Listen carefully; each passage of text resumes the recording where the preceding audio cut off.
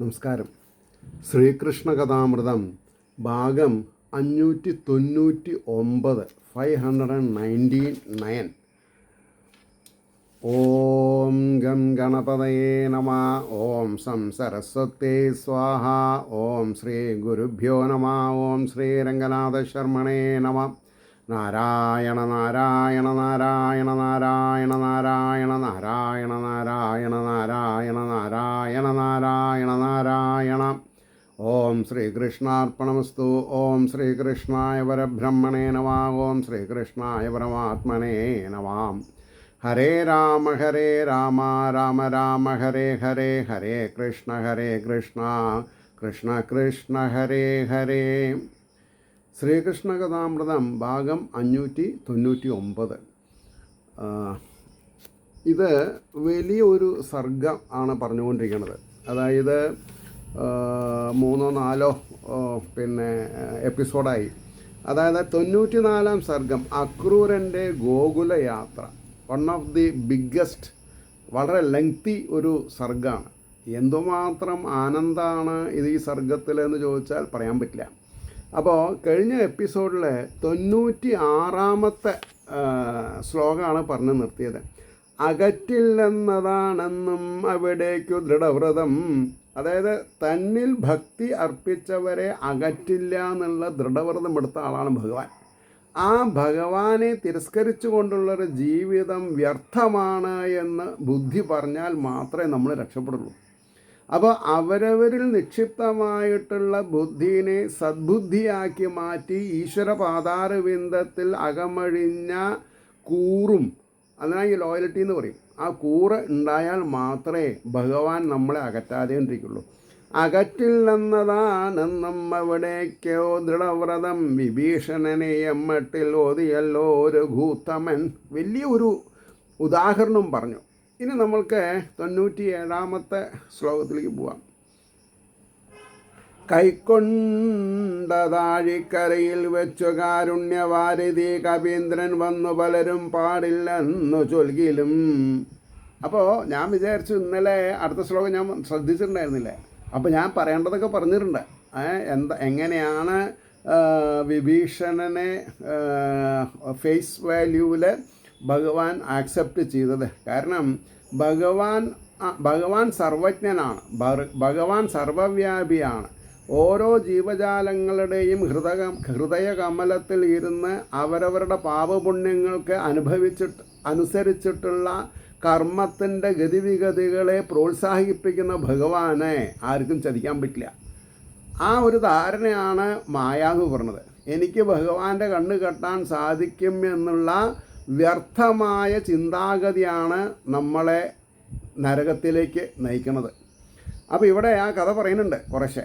എന്താ അത്? കൈക്കൊണ്ടത് ആഴിക്കരയിൽ സമുദ്രതീരത്തിൽ വെച്ച് കാരുണ്യവാരിധി കവീന്ദ്രൻ, അതായത് സുഗ്രീവൻ മുതലായിട്ട് വന്ന് പലരും പാടില്ലെന്നത്ര ചൊൽകിലും സർവന്തര്യാമി കൈകൊള്ളുക തന്നെ ചെയ്തു മഹാപ്രഭു. കാരുണ്യവും കഴിവും ഇന്ന് ആർക്കുണ്ടിങ്ങനെ മന്നിതിൽ. ഭഗവാനെ പോലെ കാര്യങ്ങൾ വിചാരണം ചെയ്ത് തെറ്റില്ലാത്ത രീതിയിൽ, അവരവരർഹിക്കുന്ന രീതിയിൽ, തലനാരഴയ്ക്ക് വ്യത്യാസമില്ലാത്ത രീതിയിൽ അവരിൽ സാക്ഷിയായിട്ടിരുന്ന് അവരവർ ചെയ്തിട്ടുള്ള പാപപുണ്യങ്ങളുടെ ഫലങ്ങളെ കൃത്യമായിട്ട് അളന്ന് തിട്ടപ്പെടുത്തി കൊടുക്കുക ചെയ്യണത്. ഇതറിഞ്ഞു കഴിഞ്ഞാൽ എപ്പോൾ ഒരു 6, 8, 10 വയസ്സിലെ കുട്ടികൾ ഇത് പഠിക്കണം. ഈ A4 ആപ്പിളും B4 ബാറ്റും പഠിക്കണതിന് പകരം ഈ ഭാഗവതമാണ് പഠിച്ചത് വിചാരിച്ചിട്ടുണ്ടെങ്കിൽ കുട്ടികൾ അങ്ങേയറ്റം നല്ല ക്യാരക്ടേഴ്സായിട്ട് വരും. നല്ല ക്യാരക്ടേഴ്സ് ആയി കഴിഞ്ഞാൽ തന്നെ ജീവിതത്തിൽ വിജയം ഉറപ്പാണ്. അപ്പോൾ സർവന്തര്യാമി കൈകൊള്ളുക തന്നെ ചെയ്തു മഹാപ്രഭു. കാരുണ്യവും കഴിവും ഇന്നാർക്കുണ്ടിങ്ങനെ മന്നിതിൽ. 99-ാമത്തെ ശ്ലോകം. പുറമെ എന്തായാലും എന്തുള്ളിൽ പുണ്യചിന്തകൾ മിന്നുകൾ. ഇത് സ്വർണ്ണലിപിയിൽ എഴുതണം. പുറമെ നമ്മൾ എങ്ങനെയൊക്കെയാണെങ്കിലും ഉള്ളിൽ ഈശ്വര ചിന്ത ഉള്ളവൻ ജയിച്ചു. പുറമേ മറ്റുള്ളവരുടെ കയ്യടി കിട്ടിയിട്ടില്ലെങ്കിലും ഉള്ളിൽ ഈശ്വര ചിന്തയുള്ളവൻ ജയിച്ചു. 1 വട്ടം 2 വട്ടം 3 വട്ടം. കാരണം പുറമേ ഉള്ളവർ നമ്മളെ കാക്കരിച്ച് തുപ്പിയാലും ഉള്ളിൽ ഈശ്വര ചിന്തയുള്ളവൻ പുണ്യവാനാണ്. കാരണം അവൻ്റെ യോഗക്ഷേമം ഭഗവാൻ നിസ്തുലമായ രീതിയിൽ ചെയ്യാതെണ്ടിരിക്കില്ല. ആരെ മനസ്സിലാക്കാൻ സാധിച്ചിട്ടില്ലെങ്കിലും ഭഗവാന് മനസ്സിലായി കഴിഞ്ഞാൽ ആ വ്യക്തി പുണ്യാത്മാവാണ്. അപ്പോൾ അശാന്തി പുറമേ ഉണ്ടെങ്കിലും ശാന്തത അനുഭവിക്കാൻ യോഗം ഉണ്ടാവുന്നത് എങ്ങനെയാണ്? ഈശ്വരീയ ചിന്തകൾ മനസ്സിൽ ദൃഢമായി കഴിഞ്ഞാൽ മതി. അപ്പോൾ പറയണു, പുറമെ എന്തായാലും ഉള്ളിൽ പുണ്യചിന്തകൾ മിന്നുകിൽ. പുണ്യചിന്തകൾ ഉള്ളിലാണ് വേണ്ടത്. അപ്പോൾ അഖിലോദാരചരിതൻ അതേ മതി കനിഞ്ഞിടാൻ. ആ 2 പേരുടെ അർത്ഥം പറയാൻ സാധിക്കില്ല. എന്താ പറഞ്ഞത്? അഖിലോദാര, അഖിലത്തിനും ഉദാരമതിയായിരിക്കണമെന്ന് അർത്ഥം പറയാം. ഹിമാലയ പർവ്വതം പോലെ ഉദാര മനസ്ഥിതിയുള്ള ഭഗവാന് ഈ 5 അടി അല്ലെങ്കിൽ 6 അടിയുള്ള മനുഷ്യൻ്റെ മനസ്സിൽ ചതുരുകങ്ങൾ സന്തോഷമായിട്ടിരിക്കാനുള്ള വഴിയുണ്ട്. അഖിലോദാരചരിതൻ അതേ മതി കനിഞ്ഞിടാൻ. ഭഗവാന്റെ കൃപ ഉണ്ടാവാൻ അത്ര ഉണ്ടായാൽ മതി. കംസൻ്റെ മണിമഞ്ചത്തിൽ ഇരിക്കുമ്പോഴും ആവിധം, കംസൻ്റെ മണിമഞ്ചത്തിലിരിക്കുമ്പോഴും ആവിധം അയാൾക്ക് ഇഷ്ടങ്ങൾ പലതും മൂളേണ്ടി വരുമ്പോഴും. അതായത് അക്രൂരൻ കംസൻ്റെ മന്ത്രിസഭയിലിരിക്കുമ്പോൾ, കംസൻ അദ്ദേഹത്തിൻ്റെ സിംഹാസനത്തിൽ ഇരിക്കുമ്പോൾ എന്ത് വിടുവായുത്തം പറഞ്ഞാലും എന്ത് ആസുരീയ കർമ്മങ്ങൾ ചെയ്യാൻ പറഞ്ഞാലും മന്ത്രി എന്നുള്ള നിലയ്ക്ക് കേൾക്കുക മാത്രമേ നിവർത്തിയുള്ളൂ. അപ്പോൾ അദ്ദേഹത്തിൻ്റെ ഉള്ളിൽ ശ്രീകൃഷ്ണ കഥാമൃതം ഉള്ളത് കൊണ്ട് അദ്ദേഹത്തിന് യാതൊരു പ്രശ്നവും ഉണ്ടായില്ല. കാരണം കടന്നാൽ ഓർക്കാൻ വരും, കംസനെ ഓർക്കില്ല, കൃഷ്ണനെയാണ് ഓർക്കുക. കഴിച്ചത് ദഹിക്കും. കാരണം എന്താ? കൃഷ്ണ കൃഷ്ണ കൃഷ്ണ കൃഷ്ണ എന്ന് മനസ്സിങ്ങനെ പറഞ്ഞുകൊണ്ടിരിക്കുകയാണ്, ധ്യാനിച്ചു കൊണ്ടിരിക്കുകയാണ് മനസ്സ്. അതായിരിക്കണം നമ്മുടെ ലൈഫ് സ്റ്റൈൽ. പുറമെ എന്ത് പ്രശ്നങ്ങളുണ്ടെങ്കിലും ഉള്ളിലെ ശ്രീകൃഷ്ണൻ്റെ കഥ അമൃതസ്വരൂപത്തിൽ ഒഴുകുന്നുണ്ടെങ്കിൽ അതിനെ വീറ്റോ ചെയ്യാൻ ഇന്ന് ഈ ഭൂമണ്ഡലത്തിൽ ഒരു ദുഷ്ടശക്തികൾക്കും സാധിക്കില്ല. അപ്പോൾ പറഞ്ഞു, പുറമെന്താകിലും എന്തുള്ളിൽ പുണ്യചിന്തകൾ മിന്നുകിൽ അഖിലോദാരചരിതൻ അതേ മതി കനിഞ്ഞിടാൻ. കംസൻ്റെ മണിമഞ്ചത്തിലിരിക്കുമ്പോഴും ആവിധം അയാൾക്കിഷ്ടങ്ങൾ പലതും മൂളേണ്ടി വരുമ്പോഴും ഉൾപ്പൂവിൽ ഞാൻ എൻ്റെ മഹാപ്രഭുവിൻ പദപങ്കജം. ഉൾപ്പൂവിൽ മനസ്സിൽ എന്ത് ചെയ്താൽ മതി? മഹാപ്രഭുവിൻ്റെ പദപങ്കജം ഹരേന്ന് എഴുതിയിട്ടുണ്ട്, അത്രയേ ഉള്ളൂ, വേറൊന്നും എഴുതാനില്ല. രക്ഷിക്കണേ രക്ഷിക്കണമെന്ന് മാത്രം. ഉൾപ്പൂവിൽ ഞാൻ എൻ്റെ മഹാപ്രഭുവിൻ പദപങ്കജം ഓർക്കയാണെന്ന ഒരാൾ പോലും അറിഞ്ഞീലങ്കയെന്തതിൽ. അത് ഞാൻ എൻ്റെ മനസ്സിൽ എൻ്റെ മഹാപ്രഭുവായിരിക്കുന്ന ഭഗവാന്റെ പാദാരവിന്ദത്തിൽ നമ്മുടെ ശിരസ്സനായിട്ട് 100-110% ഏകാഗ്രതയിൽ ഇരിക്കുന്നുണ്ട് എന്നുള്ളത് പുറമെ ഒരാൾക്കും അറിഞ്ഞിട്ടില്ല, അറിയേണ്ട ആവശ്യമില്ല. ഓർക്കയാണെന്നൊരാൾ പോലും അറിഞ്ഞില്ല എങ്കിൽ എന്തതിൽ അവിടുന്നൊക്കെയും തൃക്കൺ പാർക്കും അങ്ങായതേ മതി. ഭഗവാന്റെ ദൃഷ്ടികോണിൽ നമ്മൾ ഭഗവാനെ സ്മൃതി ചെയ്യുന്നുണ്ട്, സ്മരണ ചെയ്യുന്നുണ്ട്, ധ്യാനിക്കുന്നുണ്ട് എന്ന് വന്നു കഴിഞ്ഞാൽ ഈ ഭൂമണ്ഡലത്തിലെ എത്ര ജീവജാലങ്ങൾ നമുക്ക് എതിരായാലും നമുക്ക് പേടിയില്ല. കാരണം അന്തസ്ഥിതനായിരിക്കുന്ന ഭഗവത് കാരുണ്യത്തിന് അറിയാത്ത ഒരു കാര്യമില്ല. ആ അന്തസ്ഥൻ കൂടസ്ഥൻ എന്നുള്ളത് മനസ്സിൽ ഓർക്കണം. അപ്പോൾ അവിടുന്നൊക്കെയും തൃക്കൺ പാർക്കും മിങ്ങായതേ മതി. ബാഹ്യാഡംബരം ഒട്ടേറെ കാൺകിൽ മാത്രം വെറും നരൻ. ബാഹ്യാഡംബരം ഏറെ കാൺകിൽ മാത്രം വെറും നരൻ. അരനാഴിക മാനിക്കും 1000 മാറ്റമുള്ളവൻ. ആവിധം തുച്ഛലാഭങ്ങൾക്കല്ല ജീവിപ്പൂ മന്നിതിൽ. 10 ആൾ എന്നെപ്പറ്റി നല്ലത് പറയണമെന്നുള്ളത് അല്ല നമ്മുടെ ഉദ്ദേശം ആവേണ്ടത്. പിന്നെയോ ആൾക്കാർ എന്ത് വേണമെങ്കിൽ പറഞ്ഞോട്ടെ, ഞാൻ സ്ഥിതപ്രജ്ഞനാണെന്നുള്ളൊരു ബോധം നമുക്കുണ്ടായാൽ മതി. ഞാൻ എൻ്റെ ഉള്ളിൽ ഈശ്വരീയത മാത്രമേ ഉള്ളൂ എന്ന് എനിക്കറിയാമെങ്കിൽ 1,00,000 ജനങ്ങൾ കൂക്കി വിളിച്ചാലും എനിക്ക് ബാധില്ല, അതെന്നെ ബാധിക്കില്ല. കാരണം എന്നെ നയിക്കണത് അന്തര്യാമിയായിട്ടുള്ള ഭഗവാനാണ്. ബാലാനാം യുവാനാം വൃദ്ധാനാം ഒരേപോലെ ആത്മസ്ഥനായിരിക്കുന്ന ചൈതന്യം എല്ലാവരെയും നിരീക്ഷിച്ചു കൊണ്ടിരിക്കുകയാണ്. 1/2 സെക്കൻഡ് അദ്ദേഹത്തിൻ്റെ നിരീക്ഷണ വലയത്തിൽ നിന്ന് നമുക്ക് രക്ഷയില്ല. എന്ത് കൊടും പാപം ചെയ്യുകയാണെങ്കിലും എത്ര വലിയ പുണ്യം ചെയ്യുകയാണെങ്കിലും ഭഗവാന്റെ കൺവട്ടത്തിൽ നിന്ന് ആണ് നമ്മളതൊക്കെ ചെയ്യണത്. അതിനനുസരിച്ചുള്ള ഫലം, നരകമാണെങ്കിൽ നരകം, സ്വർഗമാണെങ്കിൽ സ്വർഗം, തുര്യാവസ്ഥയിൽ മോക്ഷമാണെച്ചാൽ അതെന്താ വെച്ചാൽ അത് കിട്ടും. അപ്പോൾ ആ വിധം തുച്ഛലാഭങ്ങൾക്കല്ല ജീവിപ്പൂ മന്നിൽ ഞാൻ, ആകയാൽ ഇനിമേൽ അന്തര്യാമിയെ പറ്റിയ വിധം ആശങ്ക വിട്ട് അകക്കാമ്പിൽ അമ്പിയൻ ആശ്വസിച്ചിടാം.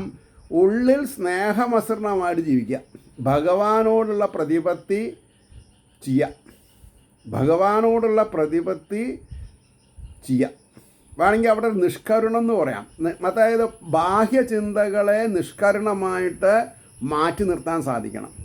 അന്തര്യാമിയായിട്ടിരിക്കുമ്പോൾ നമ്മൾ ഭഗവാനെ മനസ്സിൽ താലോലിക്കുമ്പോൾ അമൃതപ്രവാഹം നമ്മൾക്ക് അനുഭവിക്കാൻ പറ്റും. ശരീരത്തിൽ എന്തെല്ലാം പോറലുണ്ടായാലും മാറും, പക്ഷെ മനസ്സിന് പോറൽ ഏൽക്കാതെ കണ്ട് ജീവിക്കുക. അപ്പോൾ അരയാൽ ചോട്ടിലും മറ്റും ഏകാന്തത്തിൽ ഇരുന്നു ഞാൻ, കൂരിരുട്ടിൽ ഒരാൾ പോലും അറിയാതെ അർദ്ധരാത്രിയിൽ. അദ്ദേഹത്തിൻ്റെ ജീവിത രീതിയാണ് പറഞ്ഞത്, ആരുടെ? അക്രൂരൻ്റെ. അരയാൽ ചോട്ടിലും മറ്റും ഏകാന്തത്തിൽ ഇരുന്നു ഞാൻ, കൂരിരുട്ടിൽ ഒരാൾ പോലും അറിയാതെ അർദ്ധരാത്രിയിൽ 1000 കൺമിഴിച്ചും കൊണ്ട് ആകാശം നോക്കി നിൽക്കവേ. അക്രൂരൻ്റെ ജീവിത രീതി. രാത്രി കാലങ്ങളിൽ അരയാലിൻ്റെ ചുവട്ടിലിരുന്ന് 1000 നക്ഷത്രങ്ങളെ നോക്കി ഇതെല്ലാം എൻ്റെ കൃഷ്ണ ഭഗവാനാണെന്ന് വിചാരിക്കണം. ഇതൊന്ന് മനസ്സിലാക്കണം. 1000 ലക്ഷോപലക്ഷം നക്ഷത്രങ്ങൾ മിന്നണതൊക്കെ ഭഗവാന്റെ സ്വരൂപമാണെന്നൊന്ന് മനസ്സിലാക്കി നോക്കൂ. 1000 കൺമിഴിച്ചും കൊണ്ടാകാശം നോക്കി നിൽക്കവേ, വാർമണി തന്നൽ പോലും തെല്ലിളകാതെ ഇരിക്കവേ. കാറ്റിനെ പ്രതിബന്ധിക്കാൻ പറ്റും. കാറ്റിന് എന്താ പറയുക, കാറ്റിന് കാറ്റാവാൻ പറ്റാത്തൊരു സമയം വരും നമ്മുടെ കോൺസെൻട്രേഷൻ കാരണം. അതിനാണ് ഈ ആത്മബലം എന്ന് പറയുന്നത്. അപ്പോൾ 1000 കൺമിഴിച്ചും കൊണ്ടാകാശം നോക്കി നിൽക്കവേ, വാർമണി തന്നൽ പോലും തെല്ലിളകാതെ ഇരിക്കവേ, മഞ്ഞിൻ കണം മുതിർക്കുന്ന മരങ്ങൾ മധുഗന്ധികൾ നല്ല ഗന്ധത്തെ വീശുന്ന ചില്ലകൾ, മരങ്ങളുടെ ചില്ലകൾ, അതും മഞ്ഞ് നനഞ്ഞിട്ടുള്ള കുളിരും കൂടി ആകുമ്പോൾ മരങ്ങൾ മധുഗന്ധികൾ ഇല കൂടി അനങ്ങാതെ ചെവി കൂർപ്പിച്ചു നിൽക്കവേ, ഓരോ മരങ്ങളിലുള്ള ഓരോ ഇലകളും ഇളകാതെ കണ്ട് ചെവി കൂർപ്പിച്ചു നിൽക്കവേ, കണ്ണീർ കനിഞ്ഞു ചെയ്തുള്ള ഭഗവൻ നാമകീർത്തനം. ഭഗവാന്റെ നാമങ്ങൾ ഉച്ചരിക്കുമ്പോൾ നമ്മൾ അറിയാതെ കണ്ട് ആർദ്രചിത്തന്മാരായിട്ട് ആനന്ദബാഷ്പം തൂകി സ്വന്തം കണ്ണുകൾ തുടയ്ക്കാതെ കണ്ട് പുറമെ എന്താ നിൽക്കണമെന്ന് അറിയില്ല. ഈ ആനന്ദബാഷ്പം കണ്ണട വയ്ത്തവർക്കൊക്കെ അറിയാം. കണ്ണൊന്ന് നനഞ്ഞാൽ അതിൽ നിന്നുണ്ടാവുന്നൊരു നീരാവി ഉണ്ട്. ആ നീരാവി കണ്ണട തുടയ്ക്കാറുണ്ട്, നമുക്ക് കാണാൻ പറ്റില്ല. കണ്ണീർ കനിഞ്ഞു ചെയ്തുള്ള ഭഗവൻ നാമകീർത്തനം ഒരൊറ്റ എണ്ണവും കൂടി മറന്നില്ല മഹാപ്രഭു. ഞാൻ എത്ര നാമം ജപിച്ചിട്ടുണ്ട് എന്നുള്ളത് ആർക്കറിയാം? നമ്മൾ എഴുതി വയ്ക്കേണ്ട ആവശ്യമില്ല, ഭഗവാൻ അറിയാം. തലനാരഴിക്ക് തെറ്റ് പറ്റാതെ കണ്ട് ഭഗവാൻ എല്ലാവരുടെയും ജീവജാലങ്ങളുടെ എല്ലാം അക്കൗണ്ടും ഭഗവാന്റെ കയ്യിലാണ്. ഒരാൾക്കും തോൽപ്പിക്കാൻ പറ്റില്ല ഭഗവാനെ. അതുകൊണ്ടാണ് പറഞ്ഞത്, അപ്പോൾ ഒരൊറ്റ എണ്ണവും കൂടി മറന്നില്ല മഹാപ്രഭു എന്നല്ല, അധർമ്മങ്ങളിലേക്ക് എത്ര താൻ ധീരനാകിലും എത്ര ധീരനാണെങ്കിലും അധർമ്മം ചെയ്യാതെ കണ്ടിരുന്നാൽ മതി. ധീരത്വം എന്തിനാ? ഈശ്വരീയ പ്രീണിതമായിട്ട് ജീവിക്കാനാണ് ധീരത വേണ്ടത്. ഞാൻ അധർമ്മം ചെയ്യില്ല, ഞാൻ ഈശ്വരൻ്റെ വാക്കുകളെ സ്മരിച്ചും കൊണ്ട് ജീവിക്കുകയാണ് എന്നത് പ്രസ്താവിച്ചാൽ മതി. അതുകൊണ്ടാണ് കണ്ണീർ കനിഞ്ഞു ചെയ്തുള്ള ഭഗവൻ നാമകീർത്തനം ഒരൊറ്റ എണ്ണവും കൂടി മറന്നില്ല മഹാപ്രഭു എന്നല്ല. അധർമ്മങ്ങളിലേക്ക് എത്ര താൻ ധീരനാകിലും വലിച്ചണച്ചിഴച്ചിടും. വലിച്ച് അണച്ച് ഇഴച്ചിടും. വലിക്കുക, അണയ്ക്കുക, പിന്നെ എന്താ പറയുക, ഇഴച്ചിടും. പലയമട്ടാം പ്രലോഭനം, പലതരത്തിലുള്ള പ്രലോഭനങ്ങൾ ഉണ്ടായാലും സ്ഥിതപ്രജ്ഞ എന്നുള്ള അർത്ഥത്തിൽ ഇളകാണ്ടിരുന്നാൽ മതി. അപ്പോൾ വലിച്ചിഴച്ചിടും പലയമട്ടാം പ്രലോഭനം, കൊഞ്ചിക്കുഴഞ്ഞും കോപിച്ചും കരഞ്ഞും കണ്ണുരുട്ടിയും. ഇങ്ങനെ 4 തരം.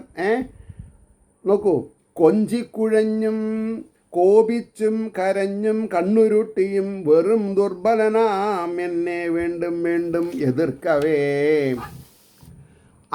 അനന്യാശ്രയനാം ഈ ഞാൻ വേറൊരാളേനും ഇന്ന് വരെ ആശ്രയിച്ചിട്ടില്ല, ആശ്രയിക്കില്ല എന്നാ. അനന്യാശ്രയനാം ഈ ഞാൻ പ്രാർത്ഥിച്ചുള്ളവയൊക്കെയും വള്ളിയോ പുള്ളിയോ പോലും വിടാതെ ഓർത്ത് അഖിലേശ്വരൻ. ഇനി എന്താ വേണ്ടത്? ഇതാണ് മനസ്സിൽ ഉറച്ചാൽ മതി. അനന്യാശ്രയനാമീ ഞാൻ പ്രാർത്ഥിച്ചുള്ളവയൊക്കെയും വള്ളിയോ പുള്ളിയോ പോലും വിടാതെ ഓർത്ത് അഖിലേശ്വരൻ കൈ പിടിച്ച് എന്നെ രക്ഷിച്ചു മഹാകാരുണ്യവാരിധി. ചിലപ്പോൾ തോന്നും ഈ വരികൾ എനിക്ക് വേണ്ടി എഴുതിയതാണോ എന്നുള്ളത്. എനിക്ക് അത്രത്തോളം ഡീപ്പാണ് ഞാൻ ഈ സബ്ജക്റ്റിൽ. കൈ പിടിച്ചെന്നെ രക്ഷിച്ചു മഹാകാരുണ്യവാരിധി അത്തരം വിശ്വവാത്സല്യമൂർത്തി മുന്നിൽ വിളങ്ങവേ. അപ്പം ഇദ്ദേഹം ആരാ? വിശ്വവാത്സല്യമൂർത്തി. വിശ്വത്തിലുള്ള വാത്സല്യം മുഴുവൻ മൂർത്തീകരിച്ചിട്ടുള്ള ഒരു ചൈതന്യമാണ് നമ്മുടെ ഉള്ളിലുള്ളത്. അതിനെങ്ങനെ അറിയാൻ തുടങ്ങിയാൽ മതി. ഈ ഭൂമണ്ഡലത്തിലുള്ള എല്ലാ ജലത്തിനെയും തടഞ്ഞ് കെട്ടി അതിനെ പുറത്തേക്ക് എന്താണെന്ന് പറയുക, പിന്നെ ഒരു പ്രത്യേക വാൾവ് കൂടെ ഈ ഡാമുകൾ ക്ലീൻ ചെയ്യേണ്ട ആവശ്യം വരും ചില സമയത്ത്. അപ്പോൾ ഏറ്റവും അടിയിലുള്ള വെള്ളം കൂടിയും പുറത്തേക്ക് കളയേണ്ട ആവശ്യം വരും. അപ്പോഴാണ് ഡാമിലുള്ള വെള്ളം നിന്ന് അത് അതിൻ്റെ ആഴം വർദ്ധിപ്പിക്കുക, അത് ചളി മണൽ വാരുക ചെയ്യുകയൊക്കെ ചെയ്യാൻ പറ്റുള്ളൂ. എന്തോ പെൻറ്റോ വാള് എന്നിട്ടാണ്, എനിക്കറിയില്ല, ഞാനത്ര കേട്ടിട്ടുണ്ട് ഞാൻ. അപ്പോൾ ആ ഒരു വാൾവ് കൂടെ ലോകത്തുള്ള വെള്ളത്തിനൊക്കെ നിഷ്ക്രമിക്കാൻ നമ്മൾ ശ്രമിച്ചാൽ എത്ര ജന്മങ്ങൾ വേണം നമ്മൾക്ക്? അപ്പം ഈ ലോകത്തുള്ള ജലാശയങ്ങളെല്ലാം കൂടിയത് എത്ര? 65%. അത് മുഴുവൻ ഭഗവാന്റെ കൃപയാണെന്ന് മനസ്സിലാക്കിയാൽ മതി. ആർക്ക്? ഓരോരുത്തർക്ക് വേണ്ടിയിട്ടും ഭഗവാൻ അങ്ങനെ ഒരു സിസ്റ്റം ഉണ്ടാക്കി വെച്ചിട്ടുണ്ട്. പക്ഷെ അതിനെ പ്രാപിക്കാനുള്ള ത്വരിത നമ്മൾക്ക് ഇല്ലാതെ കണ്ടുപോയി. എന്താണ് സാത്വിക ഗുണം, എന്താണ് രജോ ഗുണം, എന്താണ് തമോ ഗുണം എന്നറിഞ്ഞ് തമോ ഗുണവും രജോ ഗുണവും ഇല്ലാതെ കണ്ടുള്ളൊരവസ്ഥയെ പ്രാപിക്കാൻ സാധിച്ചാൽ നമ്മൾ രക്ഷപ്പെട്ടു. അതിനാണ് 6, 8, 10 വയസ്സിലെ ഈ കാര്യങ്ങൾ അത് പഠിച്ചു കഴിഞ്ഞാൽ രക്ഷപ്പെട്ടു എന്ന് പറയാൻ കാരണം ആ മഹാപ്രഭുവിൻ തൃക്കാലാശ്രയിക്കുകയല്ലയോ. വേണ്ടു കൃതജ്ഞതാലേശം ഉള്ളിലുണ്ടെങ്കിൽ, കൃതജ്ഞത എന്നുള്ളതൊരു തലനാരഴയ്ക്ക് ഉള്ളിലുണ്ടെങ്കിൽ അത് മാത്രം ചെയ്താൽ മതി. ബാക്കിയുള്ള വൈഭോഗങ്ങളൊക്കെ നേരെ വരും. ഒരു ഉദാഹരണം, അബ്ദുൽ കലാം സാർ, അദ്ദേഹം പൈലറ്റ് ആവണമെന്ന് വിചാരിച്ച് ഇൻ്റർവ്യൂ ചെയ്തിട്ട് സെലക്ഷൻ ആയില്ല എന്നാണ് പറഞ്ഞത്.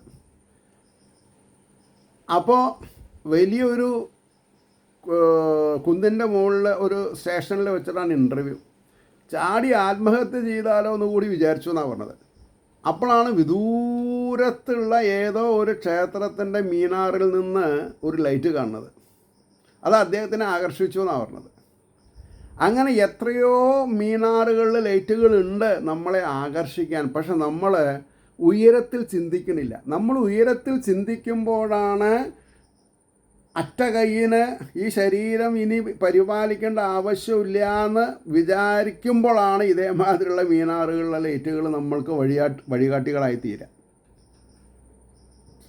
അപ്പോൾ ആ മഹാപ്രഭുവിൻ തൃക്കാൽ ആശ്രയിക്കുകയല്ലയോ വേണ്ടു കൃതജ്ഞതാലേശം ഉള്ളിലുണ്ടെങ്കിൽ മാനുഷൻ. പേരും പദവിയും മറ്റും നേടാനല്ല ഇവിടം പണി, തുച്ഛമാമത് വേണ്ടെന്ന് വെച്ചു സംശുദ്ധനാകുവാൻ. അതായത് പേരും പദവിയും മറ്റും നേടാനില്ല ഇവിടം പണി.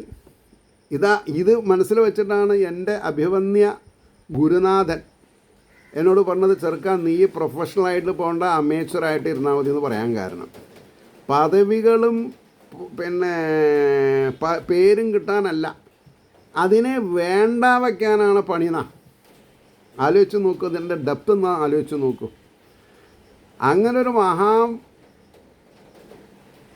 മഹാഗുരു 95 എൻ്റെ വഴിയിൽ വന്ന് മുട്ടിയിട്ടില്ലായിരുന്നെങ്കിൽ എനിക്ക് ഇത്രയും ആത്മാർത്ഥതയോടുകൂടി ഈ ശ്രീകൃഷ്ണ കഥാമൃതവും അല്ലെങ്കിൽ മൂലം ഭാഗവതം എന്ന് വേണ്ട, എൻ്റെ ക്രെഡിറ്റിൽ യൂട്യൂബിൽ എത്ര പ്രഭാഷണമുണ്ടോ അതൊന്നും പുറത്തു വരില്ല. കാരണം ഞാൻ കാശിൻ്റെ പിന്നാലെ ഓടും. എനിക്കതിനുള്ള ശക്തി ഇപ്പോഴും ഉണ്ട്. അപ്പോൾ ഭഗവാൻ എത്ര വലിയ കാരുണ്യവാരിധി ആണ് എന്നുള്ളത് ആലോചിക്കണമെങ്കിൽ നമ്മളെപ്പറ്റി നമ്മൾ പുറകോട്ടൊന്ന് യാത്ര ചെയ്യണം. എന്തെല്ലാം ദുർഘടങ്ങളെ നമ്മൾ പുഷ്പം പോലെ അതിജീവിച്ചു. എത്രയോ മഹാന്മാരെ ഇല്ല കേട്ടോ, 1-2 ആൾക്കാരെ എൻ്റെ മുമ്പിൽ കൊണ്ട് നിർത്തി.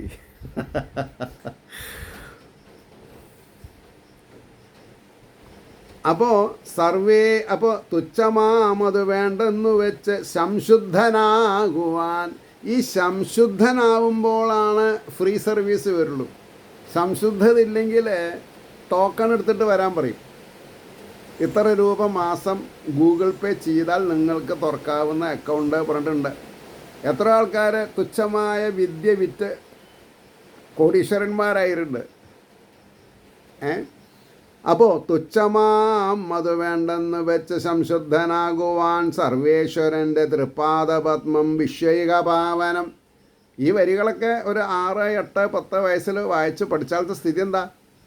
ഇപ്പോൾ ഈ 55, 60, 65, 70, 75, 80 ഇത് നമ്മൾക്ക് ശീലമാവാതെ ഇരിക്കാനുള്ള കാരണം അത്രയും പഴകി ദ്രവിച്ച പാഴ്വസ്തുക്കൾ നമ്മുടെ മനസ്സിലുണ്ടെങ്കിൽ ഈ പറഞ്ഞതൊന്നും ഉള്ളു കയറില്ല. അപ്പോൾ ആ പാഴ്വസ്തുക്കളെ, രജോ ഗുണം തമോ ഗുണപ്രധാനമായിട്ടുള്ള ദുഷ്പ്രവർത്തികളെ മനസ്സിൽ നിന്ന് വേരോടുകൂടി പറിച്ച് പുറത്തേക്ക് ഇടാൻ സാധിച്ചാൽ മാത്രമേ ഭഗവത് പ്രിയമായിട്ടുള്ള സൂക്തങ്ങൾ ഉള്ളിലേക്ക് ഇറങ്ങിച്ചില്ലുള്ളൂ. സർവേശ്വരൻ്റെ തൃപാദപത്മം വിഷയകപാവനം ധ്യാനിച്ച ഉൾപ്പൂവിൽ മിന്നിപ്പതൊന്നേ മാനുഷവൈഭവം. മനുഷ്യൻ്റെ വൈഭവം എന്താണ്? ബാങ്കിൽ എത്ര ഡിജിറ്റൽ അക്കൗണ്ട് ഉണ്ട് എന്നുള്ളതല്ല, അക്കൗണ്ടല്ല പണം, അക്കൗണ്ടിൽ എത്ര ഡിജിറ്റൽ. അപ്പോൾ സർവേശ്വരൻ്റെ തൃപാദപത്മം വിശ്വൈകപാവനം ധ്യാനിച്ച് ഉൾപ്പൂവിൽ മിന്നിപ്പതൊന്നേ മാനുഷവൈഭവം. കൈവന്നരി മഹത്തായ ജന്മം ശോഭനമാക്കുവാൻ സത്സംഗം സൽകഥാലാപം മൗനം ഇന്ദ്രിയ സംയമം. ഈ പറഞ്ഞതൊക്കെ വേണം. കൈവന്നൊരി മഹത്തായ ജന്മം ശോഭനമാക്കുവാൻ എന്ത് ചെയ്താലാണ് ശോഭനമാവുക എന്ന് നമ്മൾ മനസ്സിലാക്കണം. അപ്പോൾ സത്സംഗം സൽകഥാലാപം മൗനം ഇന്ദ്രിയ സംയമം. ഇപ്പം ഞാൻ ആലോചിച്ച് നോക്കുകയാണ്, 2020 ജൂൺ 2 അതായത് ആദ്യം അതിൻ്റെ മുമ്പ് നമ്മൾ പറഞ്ഞു 2019 ഈ കൃഷ്ണാഷ്ടമിയോടനുബന്ധിച്ച് മേൽപ്പത്തൂർ ഓഡിറ്റോറിയത്തിൽ ഉണ്ടായിട്ടുള്ള എൻ്റെ ഒരു ചതുശ്ലോകി ഭാഗവതത്തിൻ്റെ അർത്ഥം പറച്ചിലാണ് ഈ യൂട്യൂബിന് വഴിമാറി തന്നത്. ഒരു തിരുമേനി തലയിൽ കൈ വെച്ച് അദ്ദേഹത്തിൻ്റെ പെൻഷൻ ഏണിങ് കൊണ്ട് എനിക്ക് വേണ്ടി ഗുരുവായൂരമ്പലത്തിലെ ഫസ്റ്റ് ഫ്ലോറ് ആധ്യാത്മിക ഹാള് എഴുതി വാങ്ങി 4 മണിക്കൂർ കൊണ്ട് നാരായണ ജപ മാഹാത്മ്യം എന്നുള്ള ഒരു പ്രഭാഷണം ചെയ്യാൻ ഒരു ബ്രാഹ്മണ ശ്രേഷ്ഠൻ എന്നെ പ്രേരിപ്പിച്ചിട്ടില്ലായിരുന്നെങ്കിൽ ആ അവസ്ഥ ഒന്ന് ആലോചിച്ച് നോക്കൂ. അപ്പോൾ ഭഗവാൻ എല്ലാം കാച്ചി കുറുക്കിയ പാല് പഞ്ചാര ഇട്ടിട്ടാണ് നമ്മുടെ വായിൽ തരുന്നത്. അപ്പോൾ സത്സംഗം സൽകഥാലാപം മൗനം ഇന്ദ്രിയ സംയമം ഭക്തിഗീത അമൃതാസ്വാദം. ഭക്തി ഗീത അമൃതാസ്വാദം. ഭക്തി ആലപിക്കുക, ഭക്തിഗീതം. ഭക്തിഗീതാമൃതാസ്വാദം ഭഗവൻ നാമകീർത്തനം യദൃശ്ചാലാപ സന്തോഷം. പെട്ടെന്ന് നിങ്ങളുടെ മുമ്പിൽ വന്ന് ഒരാൾ പ്രേരിപ്പിക്കുമുണ്ടാവുന്ന വഴിമാറൽ. വഴിമാറുക എന്ന് പറഞ്ഞാൽ ഈശ്വരീയ വഴിയിലേക്ക് ഒരാൾ തടഞ്ഞു നിർത്തി പോവുകയാണ്. ഈ വഴിക്ക് പോടോ താൻ. യദൃച്ഛയാലാപ നമ്മൾക്ക് കാണാൻ പറ്റില്ല എന്നേ ഉള്ളൂ. ഈശ്വരൻ വഴിവെട്ടി വെച്ച ഒരാളെ നിർത്തിയനാണ്. അപ്പോൾ യദൃച്ഛാലാപസന്തോഷം പരദൂഷണ വർജനം. പരദൂഷണമല്ലല്ലോ പറയണത്, മാനാവമാനസഹനം. അപ്പോൾ ഈ ഒരു യാത്രയിൽ എന്തൊക്കെയുണ്ട്? അവമാനസഹനം. ആൾക്കാർ നമ്മളെ കൊള്ളരുതാത്തവൻ എന്ന് പറഞ്ഞിങ്ങനെ ചവിട്ടി തേക്കുക. ബുദ്ധി ഉണ്ടെങ്കിൽ അയാൾക്ക് 10 ഉറുപ്പ്യ ഉണ്ടാക്കിക്കൂടാതെ ചോദിക്കരുത്. അപ്പോൾ അവരുടെ കിംവദന്തികളിൽ മയങ്ങാതെ കണ്ടിരിക്കാനുള്ള ഒരു ആത്മലാഭത്തിന് ഉള്ള ഒരു ധൈര്യം നമ്മുടെ ഉള്ളിൽ വേണ്ടേ?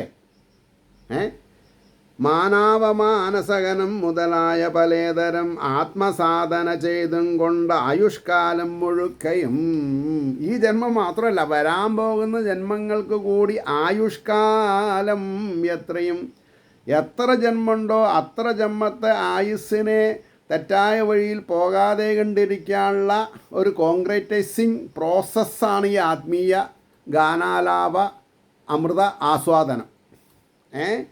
ആത്മസാധനം ചെയ്തും കൊണ്ടായുഷ്കാലം മുഴുക്കയും മിന്നിച്ച പരമാനന്ദമഗ്നരാവുകയെന്നിയേ.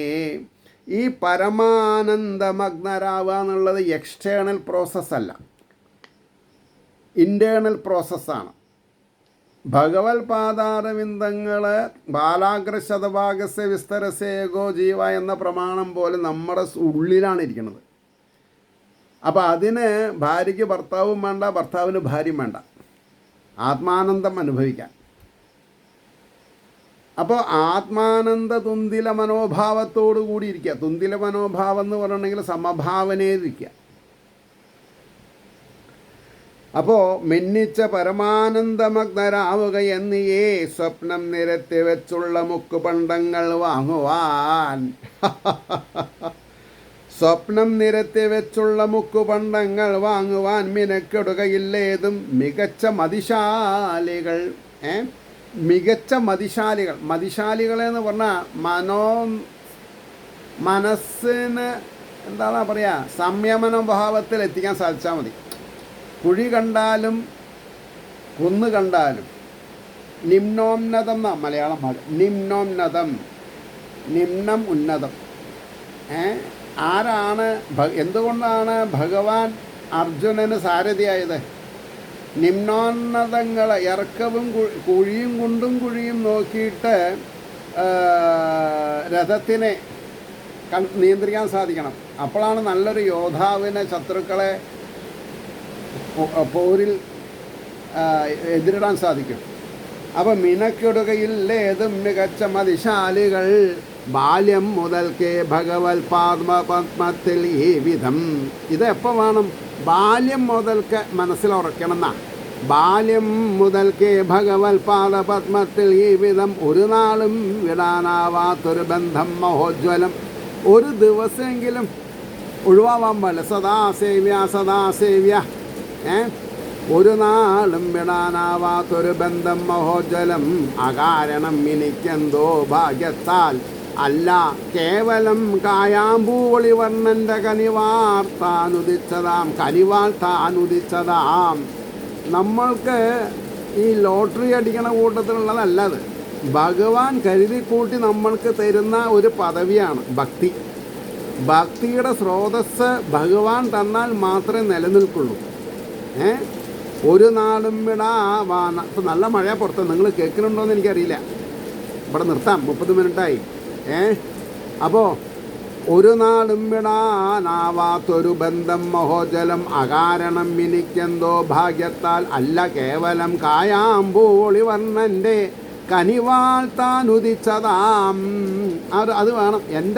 എൻ്റെ പരിശ്രമ ഫലമായിട്ടല്ല, ഭഗവാന്റെ കാരുണ്യം കൊണ്ട് മാത്രം നടക്കണതാണെന്നാണ്.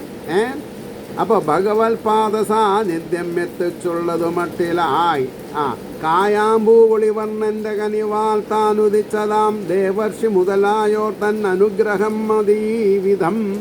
അതായത് ദേവർഷി നാരദനെ പോലുള്ള ആൾക്കാർ അനുഗ്രഹിച്ചിട്ടുണ്ട് എന്നെന്നാണ് പറഞ്ഞത്. അപ്പോൾ എന്നെയല്ല, ഇവിടെ കഥയിൽ സാക്ഷാൽ അക്രൂരനെ, ക്രൂരതയില്ലാത്തവെന്നർത്ഥം അക്രൂരൻ എന്ന് പറയുമ്പോൾ. ആ വാക്കിൻ്റെ അർത്ഥമാണ് നമ്മൾ മനസ്സിലാക്കേണ്ടത്. കായാമ്പൂവൊളി വർണ്ണൻ്റെ കനിവാൾ താനുദിച്ചതാം ദേവർഷി മുതലായോർ തൻ അനുഗ്രഹം മതി ഈ വിധം ഭഗവൽ പാദ സാന്നിധ്യം എത്തിച്ചുള്ളതു മട്ടിലായി പണ്ടുണ്ടായ മഹാത്മാക്കളേതിൻ്റെ നഖരശ്മിയാൽ. പണ്ടുള്ള ഭക്തി സാധനയിൽ കൂടെ ജീവിതം വിജയിപ്പിച്ച ആൾക്കാരുടെ നഖത്തിൽ നിന്ന് വരുന്ന ഒളി, നഖത്തിൽ നിന്നുണ്ടാവുന്ന പ്രഭ, നഖരശ്മിയാൽ ഉൾച്ചൂടും ഇരുളും നീക്കി. ഉള്ളിലുള്ള ചൂടും ഇരുളും നീക്കി മഹാന്മാരുടെ നഖത്തിൽ നിന്ന് ഉത്ഭവിക്കുന്ന രശ്മി. ആലോചിച്ച് നോക്കണം. നമ്മളിയുണ്ടല്ലോ നഖം നിങ്ങൾ കാലിൽ, അത് പോരാ.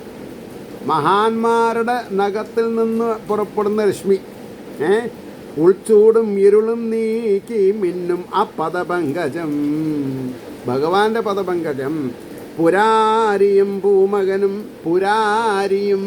പുരാരി എന്ന് പറഞ്ഞാരാ? ശിവൻ, ത്രിപുരങ്ങളെ നശിപ്പിച്ചവൻ. അപ്പോൾ ശിവനും പുരാരിയും പൂമകനും. എന്താ പ്രയോഗം?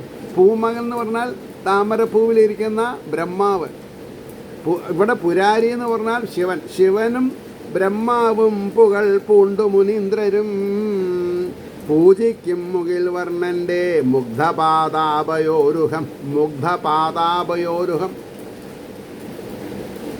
മുഗ്ധം സന്തോഷാധിക്യം അനുഭവിക്കാനുള്ളതാണ് മുഗ്ധത. അപ്പോൾ മുഗ്ധപാദപയോരുഹം വൃന്ദാവനത്തിലെങ്ങെങ്ങും പൊൻചിലമ്പു കിലുങ്ങവേ. ഭഗവാന്റെ തള ചിലമ്പ് കിലുങ്ങവേ കാലിക്കിടാങ്ങൾ തൻ പിന്നിലോടും ശ്രീ ചരണാംബുജം. പശുക്കുട്ടികളുടെ പിന്നാലെ ഓടി രസിക്കുന്ന ആ പിഞ്ചു കാൽപാദങ്ങൾ നമ്മുടെ ഹൃദയത്തിൽ നമ്മൾ സ്ഥാപിക്കുക. ഗോപീജനങ്ങൾ മാർത്തട്ടിൽ വെച്ചു ലാളിക്കവേ സ്വയം പോർ മുലക്കുങ്കുമം പറ്റി വിലസും പദപല്ലവം. ആ ഭഗവാന്റെ തിരുപാദപത്മങ്ങളെ തൻ്റെ മാറിൽ വെച്ച്, അവരവരുടെ മാറുകളിൽ വെച്ച് അവരുടെ മദനച്ചൂട് മാറ്റിയിട്ടുള്ള ഭഗവാൻ. എന്താ മദനച്ചൂട് എന്ന് പറഞ്ഞാൽ? മതം, കാമക്രോധ മത മത്സര ലോഭ ഭയാദികളെ മാറ്റി ഭഗവാന്റെ ക്ലീം ക്ലീം എന്ന കാമരാജ മന്ത്രധ്വനിയിൽ ആകൃഷ്ടരായിട്ടുള്ള ഗോപസ്ത്രീകൾ മദനച്ചൂട് മാറ്റി. ഞാൻ അറിയാണ്ട് വന്ന വാക്കാത്. അമ്മാതിരി വാക്കുകൾ ഞാൻ വളരെ നിഷ്കർഷിത്ത തടയും ഞാൻ. കാരണം എന്താ? സഭയിൽ മറ്റുള്ളവർക്ക് അസഭ്യത തോന്നുന്നുണ്ടല്ലോ വിചാരിച്ചിട്ട്. പക്ഷെ ഭഗവാൻ തീറ്റിച്ചു ആ വാക്ക് എന്നെ കൊണ്ട്, എന്നിട്ട് ഛർദ്ദിപ്പിച്ചു. വേണ്ടവർ മനസ്സിലാക്കിക്കോട്ടെ. അപ്പോൾ ഗോപസ്ത്രീകളും ഭഗവാനുമായിട്ടുള്ള ബന്ധം എന്താന്നുള്ളത് മദനച്ചൂട് മാറ്റി എന്നാണ് പറഞ്ഞത്. മനസ്സിലുള്ള വൈക്ലഭ്യങ്ങളെ പുറമേൽക്ക് ഇട്ടാൽ മാത്രമേ ഭഗവാന്റെ തിരുപാദപത്മങ്ങളെ ആശ്ലേഷിക്കാൻ നമ്മൾക്ക് സാധിക്കൂ. അപ്പോൾ കാലിക്കിടാങ്ങൾ തമ്മിൽ പിന്നിലോടും ശ്രീചരണാംബുജം ഗോപീജനങ്ങൾ മാർത്തട്ടിൽ വെച്ചു ലാളിക്കവേ സ്വയം പോർമുലക്കുങ്കുമം പറ്റി വിലസും പദപല്ലവം യോഗീശ്വരന്മാർ ഉൾപ്പൂവിലോർക്കും അഗ്രിസരോരുഹം. അതായത് എത്ര യുഗങ്ങൾ തപശ്ചര്യയിൽ കൂടി യോഗീശ്വരന്മാർ അവരുടെ ഹൃദയപത്മത്തിൽ ഹൃദയഗുഹ്വരത്തിൽ വെച്ച് ആരാധിക്കുന്ന ആ ഭഗവാന്റെ തിരുവാദ പത്മങ്ങൾ ഓർക്കും അംഗ്രിസരോരുഹം. കണ്ണേ നിനക്കു നേരിട്ടു കാണാം വിശ്വൈകമോഹനം. ഞാൻ അവിടെ നിർത്താം. കണ്ണേ നിനക്കു നേരിട്ടു കാണാം വിശ്വൈകമോഹനം. എന്തപ്പം നിങ്ങളോട് പറയാൻ? ഞാൻ ഒന്നും പറയാനില്ല. നാളെ കാണാം.